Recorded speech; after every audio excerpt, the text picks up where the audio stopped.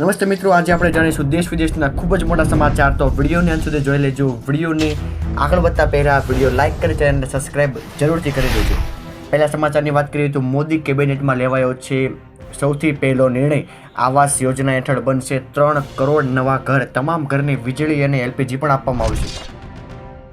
આગળ વાત કરીએ તો ગુજરાતમાં 6 દિવસ ફરી વળશે મેઘરાજા. અમદાવાદથી લઈને સૌરાષ્ટ્ર સુધી છૂટાછવાયા વરસાદની ખૂબ મોટી આગાહી જોવા મળી છે. આગળ વાત કરીએ તો મેં તમને જણાવ્યું હતું કે જમ્મુ કાશ્મીરમાં ગોળીબાર થયો હતો આતંકવાદીઓનો. ઘણા લોકો મરી ગયા હતા, પણ આજે એવી નવી માહિતી આવી છે કે ગોળી વાગી લોહ વહેવા લાગ્યું, છતાં પણ બસ ચલાવનારો ડ્રાઈવર પોતાની બહાદુરી દેખાડીને ઘણા લોકોના જીવ બચાવ્યા છે. આગળ વાત કરીએ તો કેનેડાથી દુઃખદ સમાચાર આવ્યા છે. ભારતીય મૂળના યુવાનની ગોળી મારીને હત્યા કરવામાં આવી છે. પોલીસને ટાર્ગેટ કિલિંગની શંકા જોવા મળી છે. આગળ વાત કરીએ તો ફ્રાન્સના રાષ્ટ્રપતિએ અચાનક જ સંસદ ભંગ કરવાનો નિર્ણય લીધો છે. ચૂંટણી યોજવાની તારીખ જાહેર કરી છે. આ તારીખનો ચૂંટણીનો પહેલો રાઉન્ડ 30 જૂને છે તેવી માહિતી મળી છે. વિડીયો સામે આવ્યો છે કે મહિલાને જીવતી જ ગળી ગયો 16 ફૂટનો અજગર. 3 દિવસે પેટ કાપ્યા પછી કાઢ્યું શરીર. તમે આ વિડીયો જોઈ શકો છો.